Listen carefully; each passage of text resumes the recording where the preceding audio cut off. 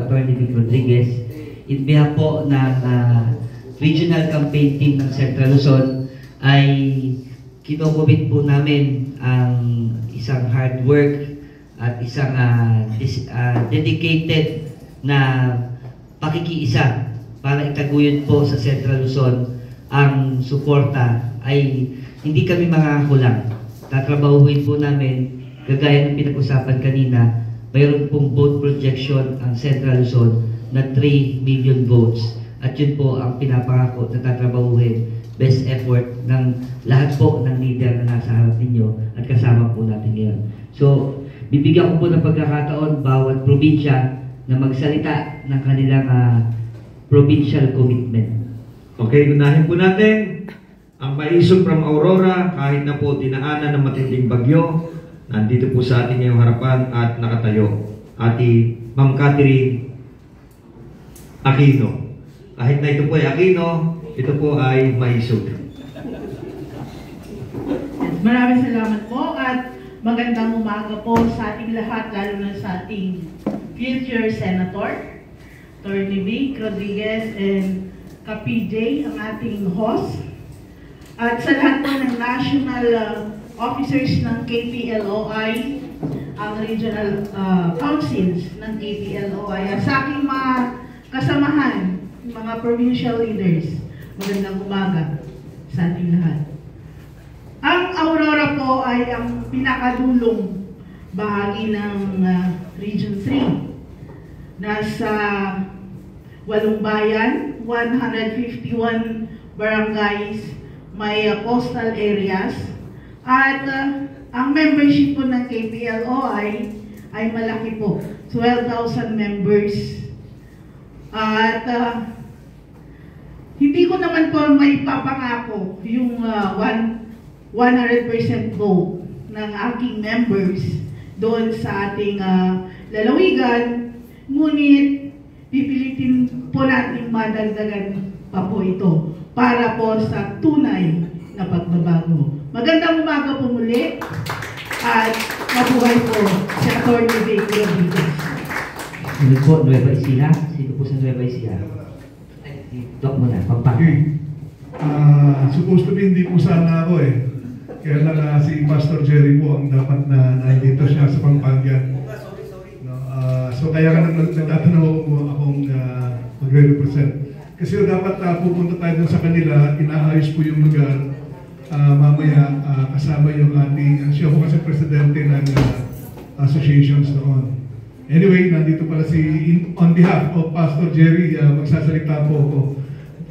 Attorney Vic Rodriguez, ating host na si Ka-PJ Ponce, at sa lahat ng mga narito ngayon. Dito sa Pampanga, meron ho kaming 1.5 million voting population. And 1.3 voting population as per the record of 2022. At dito ho ay pagsisikapan po namin na ma-deliver ang pinakamataas na boto para sa ating kandidato sa pagka-senador. Sisikapin po namin kung hindi man na number 1, gagawin po namin number 2 dito na senador, si Attorney Vic Rodriguez. Magandang umaga po sa ating lahat. Kami po sa Nueva Ecija, gagawin po namin ng lahat.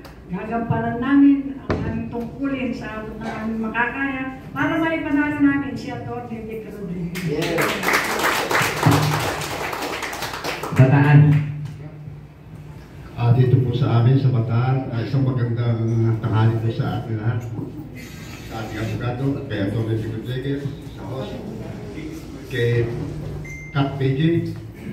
Dito po sa Bataan, alam po natin mayroong pagigpitan ng kante kasi alam naman po natin dito sa Bataan, alam po na humahaba natin at pinagkaro ng Mayor ng Ulyon. Ang kalalagayan dito sa Bataan kasi ang Bataan po ay tinawag na One Bataan po. Isa lang po ang mandato rito. Pero palibasa ako po ang humahanap dito ngayon sa inyo bilang isang provincial coordinator. Sasagutin ko po sa inyo ang lahat ng mga leader families na dito sa lalawigan ng Bataan na pipilit namin makiisa at magkaisa tayo lahat para may panalo ang ating kagalang-galang na Senador, Vic Rodriguez. Isang taklak. Magandang umaga, kagalang-galang na future Senator po namin ng Republika ng Pilipinas. Ang ating kagalang-galang magaling na Senador, Atty. Vic Rodriguez, at ang ating galang-galang din at matipunong kapitan ng Balibago, galang-galang kapitan PG Ponce at si Mayor ng Urani. Sir, magandang umaga po at sa ating lahat ng kasamang maiso. Sa banda po ng Tarlac ay gagawin namin ang makakaya namin, kakibat ng tulong ng mga kasama ko at paniniwala sa Diyos na magtatagumpay tayo. Atty. Vic Rodriguez. Positibo ang sa at kahit yung itatanong ko sana kanina pero mamaya daw sa press conference. Pero kung ngayon na ay Mamaya na. Considering, sir, your presence now, this particular time, I think this question is very complicated, maybe impossible. Yes. But I look not only present, but the future. Considering that you are a lawyer, a seasoned lawyer, brilliant lawyer, okay? What is the retroactive effect of that law that you're going to propose? And I hope. Tinanong mo na din eh. Mamaya na. Kasi ano ito eh. Nakalive Ako na. may retired na police. Ngayon, merong statement yung pronouncement yung Chief PNP. Yes. Na he is tolerating evil. Why? Evil.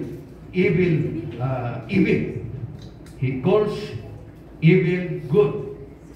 Meron bang pag naipasa yun, pwede rin siyang are they accountable, subjected to that law that Okay. you're going to propose? Tito, mamaya po kasi, excuse me, with the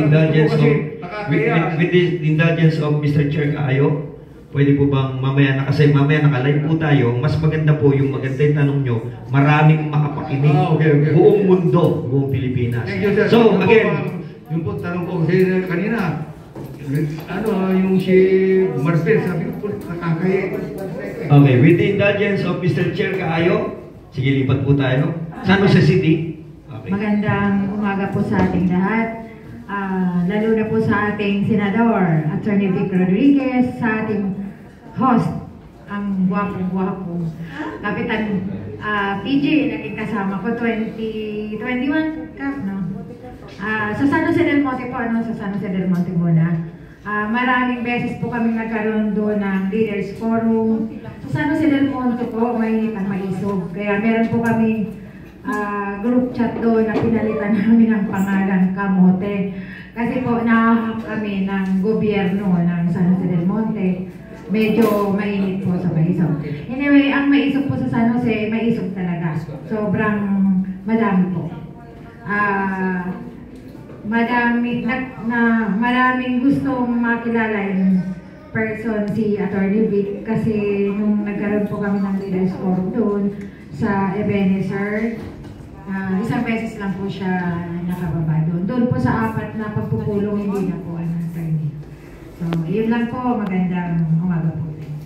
Okay, thank you. At of course, the representative of the whole province of Bulacan, pabigyan po natin si Kap. Salamat po. Magandang tanghali po sa aking kabaro, si Kapitan PG. Relate ako sa iyo kanina, Kap. Kapitan, ang ating pong susunod na senador ng Republika ng Pilipinas at sa ating pong candidate mayor ng Corian Bataan po, tama po. Ang inyong pong lingkod, si Kapitan Bonel, mula po sa lungsod ng Malolos, Lalawigan ng Bulacan, ay matagal din po naglingkod bilang barangay officials. And then ito pong huli ay naging third nominee po ako ng Butil Party List. Na kung saan, Senator, ako po isa nagtanong sa inyo sa may Bambang Bukawi, remember po, ng nakaraang buwan, o yata yun. Opo. Nandito po ako ngayon dahil po sa paimbitan ni Kuya Berdel na napaka-humble ko pong kaibigan. Isang tawag lang ho. Sa akin po, bilang matagal na rin po sa larangan ng politika, bilang isang leader, nagko-conduct din po ako ng mga seminar sa mga coordinator. Talaga pong awareness po para kay Senator ang gagawin nating pagkilos kasi talagang sabi nga ko kanina nagsalita rito, mas nagiging pabor po sa mga kumakandidato ngayon yung name recall. Lalo na po yung mga artista. Tama po yung sinasuggest na damihan natin ng tarpaulin sa mga lugar na kung saan maraming mga tao na nakikitang dumadaan o yun po ang isa sa Pangalawa, yung pong sinseridad natin. Kasi alam po natin na marami pa rin sa mga Pilipino hindi pa rin inaalis sa sarili yung mangarap na darating po yung pagkakataon. Katulad ko, lagi ko pong sinasabi sa mga toko, napaka-importante po sa isang tao yung may pangarap na makatagpo rin tayo ng isang leader na magsasama sa atin sa kaunlaran na tinatawag na pagbabago. At tumaya po ako dito sa pagkakataong ito dahil isa po ako sa maraming Pilipino na nangangarap na hindi ko man naranasan sa panahon ngayon, dun man lamang po sa aking magiging apo o mga lumalaking kabataan. Dahil sa haba na po ng mga pinagdaanan natin sa buhay, talagang yung naranasan natin hirap ay huwag nang maranasan pa ng mga bagong henerasyong kabataan. Na nagiging way po yan para po yung mga taong kinakausap natin ay ma-inspired sila. Tayo po kasi bilang mga leader ang maghahatak sa kanila para makonvince natin sila na yung ating dinadala ay mapaniwala natin sila na darating yung pagkakataon, ito yung tamang tao na titindig para sa atin. So sa akin po, ang may share ko lang po yung aking pong karanasan. Kahit pa paano naman po ay kaya pa naman na aking katawan na bumiyahe-biyahe. At sa part po ng aking probinsyang hinahawakan, tulad po ng sinabi ko kanina mga sir, ay naka-intact po yung mga leader natin dyan. At pagdating po sa command boat, yun po yung naitanim ko sa aking mga leader, yung mabuting pakikisama. Na once po na ikumpas ko yung aking kamay sa mga leader na to, maniwala po kahit papalo, may susunod naman po. Pararamihin na lamang po natin. Magandang tanghali po sa atin. Okay, and last but not least, pagbigyan po natin ang pinakasikat na vlogger sa Central Luzon. No? Para po magbigay ng konting pahayag at suporta. Walang iba from Angeles City, Pampanga also, Brothers Travelers, Sir Danjan. Magandang umaga po sa inyo lahat. Una po kay Barangay Captain PG Ponce at sa lahat ng mga Barangay Captain, upcoming Senator, yung akong Senator. Kami po ay nag-umpisa po sa hakbang na maisog sa Davao. Sinundan po ito ng Cebu, Dumaguete, at Tagum, yung Bulacan. Ang pinaglalaban po namin ay yung 4 na letra. 4 na letra na nakita po namin hanggang ngayon, dala pa po ng ating senador na si Atty. Vic Rodriguez na T, Transparency, Accountability, Peace and Security. Ngayon po mga kababayan, ngayong umagang ito, bakit tayo nagkakatipon dito? Isa lang po ang ating gusto, matigil ang korupsyon na kung saan isa po sa mga pinaglalaban ng ating upcoming senator at alam kong magiging senador, Atty. Vic Rodriguez. Kami po ay katuwang po ninyo, hindi lamang political vlogger ng Angeles City, ng Pampanga, as a media practitioner ay sumusuporta sa layunin po ng ating butihing senador. At nakaantabay po kami sa tunay na pagbabago. Isang bagay po ang kinagusto po namin dito. Nung na-interview ko po si Atty. Vic, tumanim sa kaisipan ko na ang sinabi niya sa atin, kapag ka ang isang politiko nagnakaw, dapat ditay. Yan po ang kakulangan natin dito. Kaya yung ibang bansa asensado kasi takot mangurakot. yun pong mga opisyal doon. Tanging isang senador lang po, ay dalawa pala, sorry, pati si Pastor Polo Kibuloy. Dalawa na sila ngayon na makakatuwang natin. Doon sa pinagsusulong na kapag ang isang opisyal ay nagnakaw, bitay. Kaya po, nandito po kami para po mabago natin ang sistema ng politika sa Pilipinas. At i-announce ko na rin po, before election, ilo-launch po natin yung HQ po natin, headquarters po natin kay Atty. Vic Rodriguez sa San Fernando, Pampanga. Muli, maraming salamat po. Ako po ang inyong lingkod, Danchan, Brothers Travelers, Biguas, sa DWOK 107.9 at SMLA. Maraming salamat po. Mabuhay po yun. Thank you. At ako naman po ang inyong accidental vlogger. Joke.